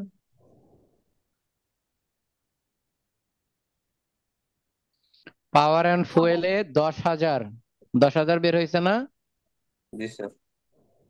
Power total and 25,000। Fuel 10,000 total করে ফেলছো? কত কইলা? 65,000 স্যার। টোটাল যোগ করলে হয়েছে 65,000। মনোযোগ দিবা যারা আছি আমরা। আমার কথা হলো যে আমরা সবাই বুঝবো, আমরা সবাই এখানে যারা আছি ইনশাআল্লাহ প্রত্যেকে পরীক্ষার পরে ফোন দিয়ে যাতে বলতে পারো যে স্যার আমাদের পরীক্ষা দুর্দান্ত ভালো হয়েছে, ইনশাআল্লাহ এ প্লাস পাবো। আর তোমরা যদি এ প্লাস পাও সেটাই হলো আমার এই শিখানের সার্থকতা হবে। বিশেষ করে আমরা আমরা যখন পড়াই ওই একদম পরীক্ষার রেজাল্ট পর্যন্ত তোমাদের সাথে থাকবে। আশা করি তোমরা আমারে বলতে পারবা যে স্যার এ প্লাস পাইছি, তখন আমার আর কি খুশি লাগে, আনন্দ লাগে যে আমি পড়াইছি পাইছি। গত বছর 129 জন এ প্লাস পাইছে, স্যার এই অঙ্ক 129 কি এখানে জনে। শেষ নাকি এখানে আবার প্রফিট বের করতে হবে? টোটাল এই কস্টটা বের অঙ্কে করতে হবে। সেল তো নাই, আসেনি? না স্যার। না স্যার। এই অঙ্কে সেল নাই, তাইলে আর স্যার করব সেল না, না শুধু থাকলে কি আর স্যার কিছুই টোটাল করবো কস্ট না? শুধু টোটাল কস্ট পর্যন্ত করব, শুধু টোটাল কস্ট পর্যন্ত করব, আর তো কিছু করতে 92,500। পারবো না। টোটাল কস্ট লিখবো এ যোগ বি, এ এবং বি এর যোগফল, এ যোগ বি, এটা যোগ করলে এইটা এ এইটা বি। 92,000। 92,500। 92,500 খাইয়া লাইছি, দেখছো? ঈদ হওয়ার আগে মাইরা লাই টাকা। 1,09,000 স্যার। 1,09,000। স্যার 500 টাকা আমি নিছি মার্কেট শুনবো কালকে স্যার। আচ্ছা, 1,14,500। 1,14,500। 1,14,500। এটা কি আমরা ব্যালেন্স এরকম টেনে দেবো স্যার? হ্যাঁ, দিলে ভালো হয়, সর্বশেষ ব্যালেন্স তো দিলে ভালো হয়, না দিলেও চলে। আর ম্যানেজমেন্ট সেলসের অ্যাকাউন্টিং কথা কি বলছিলেন তখন স্যার? আমার পর্যন্ত পৌঁছায় নাই, কি যে কইছো। স্যার বললাম সেলসের কথা কি বললেন যে সেলস থাকলে আমরা বাকিটা করতাম, মানে একটা কথা সেলস বলছিলেন। থাকলে প্রফিট পর্যন্ত করতে হয় বাজেটে। সেল ও যদি ম্যাথে উল্লেখ থাকে সেই যে ক্ষেত্রে সেলস অঙ্কে বা যদি সেলিং প্রাইস। বিক্রয় মূল্য উল্লেখ থাকে তাহলে প্রফিট পর্যন্ত প্রদর্শন করতে হয়। মানে যে পণ্য বানাইলা তার জন্য যা ব্যয় হয়েছে সেটারে বেচা মুনাফা কয়টা হইলো, ওই মুনাফা পর্যন্ত তোমাকে দেখাতে হবে। এই জন্য আমরা বলতেছি সেলস থাকলে এই পর্যন্ত করতে হয়। আশা করি এটা বুঝতে পারছি। জি জি স্যার। স্যার। হাইলো মেথডের অঙ্ক কি আমরা পারবো?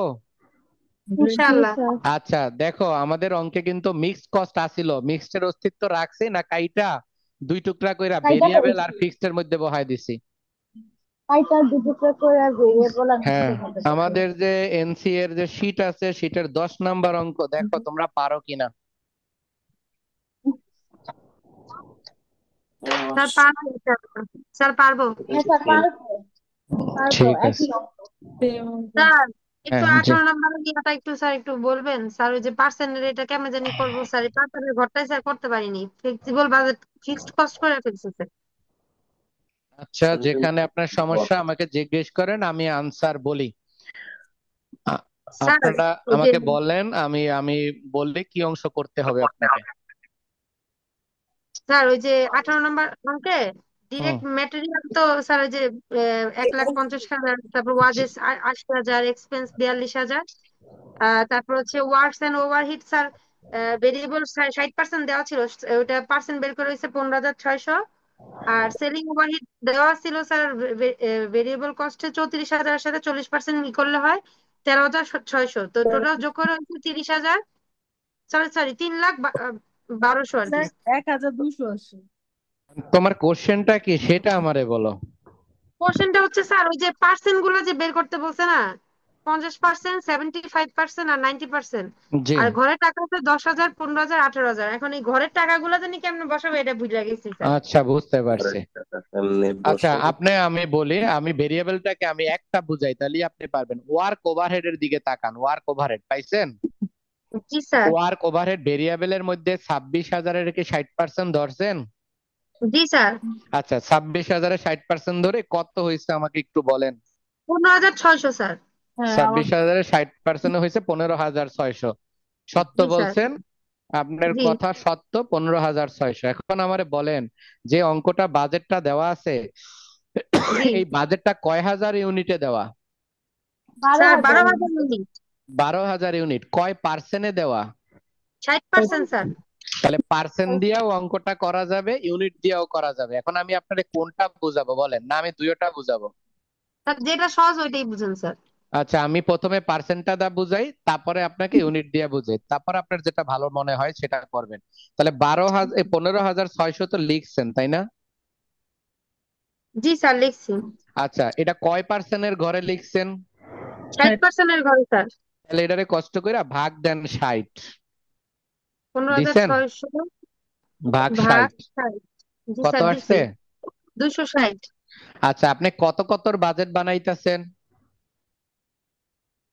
স্যার বাজেট 50%, 75% আর 90%।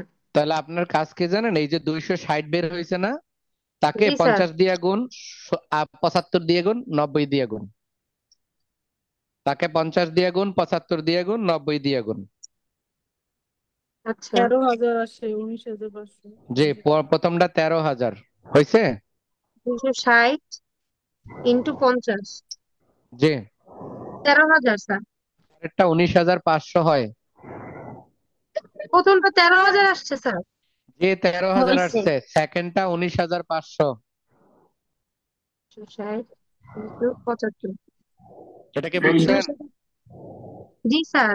ক্লিয়ার? আচ্ছা, এটা পার্সেন্ট দিয়ে বুঝাইলাম। এখন পার্সেন্ট ছাড়া বোঝেন। আমাকে বলেন, এই 19,600 কয় হাজার ইউনিটের জন্য? আমি তো করছি স্যার 15,600 কে 12,000 হ্যাঁ, দিয়ে হ্যাঁ, ভাগ করছি, যেটা বের হয়েছে ওটাকে 10,000 হ্যাঁ, দিয়ে হ্যাঁ, হ্যাঁ, হয়েছে, হয়েছে, হয়েছে। পার্সেন্ট দিয়েও করা যায়, ইউনিট দিয়েও করা যায়, আপনার যেটা ভালো লাগে। যখন শিখে ফেলবেন, আপনার যেমনে ভালো লাগে করে লাইবেন। দেখেন, 15,600 কয় হাজার ইউনিটে ছিল? স্যার 60%-এ 12,000। 60%-এ 12,000 12,000 ইউনিট। তাহলে 15,600 ভাগ 12,000 লিখছেন? 1.3 আসে। 15,600 ভাগ 12,000। 12,000। আচ্ছা, 15,600 ভাগ 12,000 হয়েছে না? স্যার করতেছি স্যার।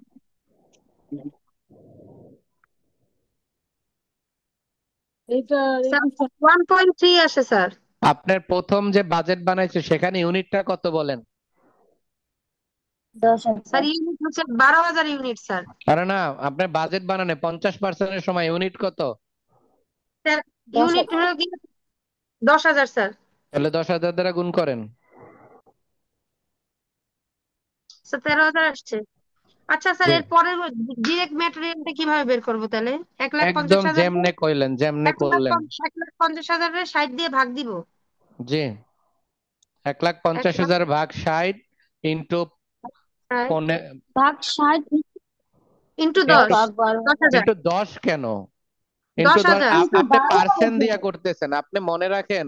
পার্সেন্ট দিয়া করলে পার্সেন্ট দিয়া গুণ করবেন, ইউনিট দিয়া করলে ইউনিট দিয়া গুণ করবেন। আপনি আমাকে এইমাত্র কি বললেন? আপনি বললেন যে 1,50,000। ভালো করে খেয়াল করেন। এখন আপনি আমাকে বলছেন পার্সেন্ট দিয়া ভাগ করছেন, পার্সেন্টেজটা কত দিয়া ভাগ করছেন? 1,50,000 ভাগ 60। তাহলে 60 এটা দিয়া ভাগ করছেন। এরপরে গুণ করবেন তাহলে 50 দিয়া, কারণ আপনি 50-এ একবার করবেন, আর একবার করবেন হলো 75 দিয়া, আর একবার করবেন কত? 90 দিয়া। বুঝছেন? এখন আপনি যদি বলেন যে না আমি ইউনিট দিয়া করব, তাহলে 1,50,000-কে 12,000 ইউনিট দিয়া ভাগ, আর কত ইউনিট দিয়া গুণ করবেন? প্রথমটার ইউনিট কত? 10। তাহলে 12,000। 10,000। 10,000 দিয়া গুণ। তাহলে 1,50,000 ভাগ 12,000 ইন্টু 10,000। অথ পরেরটা ইউনিট, পরেরটা ইউনিট দিয়া, পরেরটা কত মনে হয় লক্ষ 15,000। আসছে স্যার? আচ্ছা, যাই হবে আর কি। বুঝছেন না বোঝেন নাই? স্যার, আমি একটু লেখা রাখতেছি স্যার। 1,50,000 ভাগ 12,000 ইন্টু 50 ইন্টু 75 আর ইন্টু হচ্ছে 90, এভাবে বের করবো তাই তো স্যার? জি, স্যার, প্রত্যেকটা এভাবেই বের করবো? দুইটা অঙ্ক দেওয়া হয়েছে স্যার, হয়েছে প্রত্যেকটা কি এটা দেখি। এভাবেই হবে। হ্যাঁ, আমি দেখে দিব, রাইট, ইনশাল্লাহ দেখে দিব। আচ্ছা, স্যার এটুকু হয়েছে আপনাদের সবার? হ্যাঁ বলেন। সেলিং প্রাইস পার ইউনিট যে এদিকে যে দেওয়া আছে যে 5% যে রিডাকশন হইব, ডিক্রিজ, এটা রিডাকশন হবে, হ্যাঁ। 90% ক্যাপাসিটি যখন বের করব তখন কি 40-এর সাথে 5% গুণ করে বের করবো নাকি? আহ গুণ করবেন কেন? আপনার প্রথমত বলেন সেলিং বিক্রয় মূল্য কত বলেন? 34, বিক্রয় মূল্য কত? 4,80,000। আর ইউনিটটা কত ছিল? ইউনিট কত? 12,000। কোনটা? জি স্যার, 12,000। ইউনিট হলো স্যার বারো ইউনিট হাজার তাহলে 12,000, 4,80,000-কে 12,000 দ্বারা ভাগ করলে রেট হলো 40 টাকা। কয় টাকা? 40 40 টাকা। টাকা। আমাদের অঙ্কে বলছে হুম। 75%-এর উপরে যদি অ্যাক্টিভিটিতে যাই, আমরা উৎপাদন করি 75-এর উপরে, দ্যাটস মিন 76 থেকে উপরের দিকে 100 পর্যন্ত, তাহলে আমাদের রিডাকশন হবে সেলিং প্রাইস। আমাদের চিন্তাধারা হলো আমাদের বিক্রয় মূল্যকে কমায় দিব। তাহলে কমানোর সিস্টেম, অর্থাৎ 90% করার সময় আমরা লিখবো 40 মাইনাস 40 ইন্টু 5%, অথবা এইভাবে 40 লিখবো। মাইনাস অথবা 95 না বলছিল। অথবা আরেকটা কি করব বলেন তো, 40 ইন্টু কত পার্সেন্ট? 95%। 95%। 95%, 38 আচ্ছা, হয়। এখানে করলেও 38 হবে, এখানে করলেও 38 হবে। দুইটা দুইভাবে করলে একই হয়। জি, দুইভাবে করলে একই হবে। আশা করি বুঝতে পারছি। জেসিয়ার সমস্যাটা সমাধান হয়েছে? প্রথমটা হচ্ছে 60% ক্যাপাসিটি, এটা হচ্ছে 90%। সবার কি এটা হয়েছে?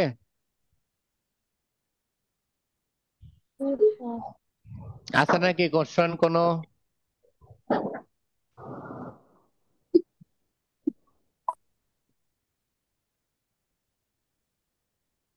তার মানে কারো কোশ্চেন নাই? আচ্ছা, স্যার, আ- গত ক্লাসের যে অঙ্কটা করাইছিলেন সেটা তো আমি পাই নাই, বলছিলেন ঠিক করে দিবেন। আপনি আমার কি কাছে দিবেন স্যার? ভিডিও আছে, হ্যাঁ। আমি আমার আমি আজকে ঠিক করার পরে আমি দিয়ে দিব। আমার কাছে ভিডিও স্যার আপলোড করা আছে, কিন্তু প্রাইভেট করতে পারতেছি, পাবলিক করতে পারতেছি না। আচ্ছা স্যার, ঠিক করে দিবেন। আচ্ছা, আমরা যে কাজটা করব, আপনারা 10 নম্বর অঙ্ক হোমওয়ার্ক রইলো, এটা অবশ্যই আমাকে করে দেখাবেন। আচ্ছা, 10 নম্বর অঙ্ক আপনারা হোমওয়ার্ক করে দেখাবেন। আচ্ছা, এরপরে 10 নম্বর অঙ্ক করার পরে আপনারা একটু জানতো 16 নম্বর অঙ্কে একটু জানতো সবাই। 16, আমি 2 মিনিট সময় নিব মাত্র। 16 নম্বর অঙ্কে সবাই যান। জি স্যার, 16। আচ্ছা, 16 নম্বর অঙ্ক, হ্যাঁ 16 নম্বর অঙ্কে যান। 16 নম্বর অঙ্কটা আমি একটু পড়তেছি, আপনারা খেয়াল করেন। দেখেন, Pacific Limited operate and produce department under a flexible budget with the monthly allowance estimated 20% interval। অর্থাৎ এই প্যাসিফিক লিমিটেড নামক যে প্রতিষ্ঠানটা আছে, এই প্রতিষ্ঠানটা 20% বিরতি দিয়ে দিয়ে বাজেট বানায়, 20% বিরতি দিয়ে। তার মানে একবার যদি 40 বানায়, পরের বার 60 বানায়, পরের বার 80 বানায়, পরের বার 90 বানায়। এরপরে capacity level on the base of the direct labour hour, এই অঙ্কটা আওয়ারে দেওয়া আছে। আমরা যেখানে যেখানে ইউনিট শব্দটা ব্যবহার করি সেখানে আওয়ার লিখবো। আশা করি বুঝাইতে পারছি। যখন অঙ্কটা ইউনিট আছে তখন ইউনিট লিখি, যেমন যে অঙ্কটা করাইলাম সে অঙ্কটাই আমরা ইউনিট লিখছি ছকের মধ্যে। আর এই অঙ্কটার ক্ষেত্রে আমরা আওয়ার লিখবো। এরপরে আওয়ারের জন্য বলা হয়েছে 2500 আওয়ার, মানে তাদের ক্যাপাসিটি হলো সর্বোচ্চ 2500 আওয়ার। কেমনে? বলা হয়েছে রিপ্রেজেন্টিং 100% নর্মাল ক্যাপাসিটি। কোম্পানির পুরা উৎপাদন কোম্পানির 2500 আওয়ার দেওয়া আছে, এটা 100%। নিচে বলা হয়েছে দেখো, in the monthly of January, month of January, জানুয়ারি মাসে দা কোম্পানি অপারেট, কোম্পানিটা পরিচালন করা হয়েছে 75 87% লেভেল মানে 87%। দ্য ফলোইং বাজেট অ্যালাউন্স আর 80% এন্ড 100%। 80% এবং 100%-এ তথ্য দেওয়া আছে। 80%-এর একটা ঘর দেওয়া আছে দেখেন, 100%-এর একটা ঘর দেওয়া আছে। এই যে 80 একটা, এটা ছোট, এই জন্য এটাকে আমরা বলবো লো। যেটা 100 আছে সেটাকে আমরা বড়, সেটাকে আমরা বলবো কি বলতো, হাই। তাহলে আশা করি বুঝছেন যে এই অঙ্কটাও আসলে হাইলো মেথডের অঙ্ক। এরপরে খেয়াল করেন, ক্যাপাসিটি লেভেল গুলা ডিরেক্ট লেবার আওয়ার, আগের অঙ্কটা ছিল বাজেটেড প্রোডাকশন ইউনিট, আর এই অঙ্ক হলো আওয়ার। আচ্ছা, এলিমেন্টস অফ কস্ট, দেখেন আমি এই অঙ্কটার প্রেজেন্টেশন থেকে শুধু ছকটা, ওই যে টেবিলটা করছিলাম 8 নম্বর অঙ্কে যে টেবিলটা সাজাই দিছি, ওই টেবিলটাকে গায়েব করে দিছি, টেবিলটাকে আমি গায়েব করে দিছি, স্যার প্রেজেন্টেশন এই সেম। অঙ্কটা পরে দিবেন স্যার, আমি বুঝবো না স্যার। স্যার বুঝতেছি না কিছু। না বুঝলে পরীক্ষায় দিবেন কেমনে স্যার সেম আপনি অঙ্ক? আপনি পরে দিবেন, স্যার তারপরে আজকে আমরা পড়াতে করবো স্যার। আজকে শেষ হবে না, অনেক সারাদিন লেগে যাবে। ঠিক স্যার আছে। এটা একটু পরে দিবেন স্যার, তাহলে আপনি আমাদের জন্য ভালো পড়াই হবে স্যার। দিয়েন। হুম। আচ্ছা ঠিক আছে, আমাদের এটা শেষ তাহলে, সামনে মানে আগামী নতুন ক্লাসেই চ্যাপ্টার দেখাবো। না এটা না, শেষ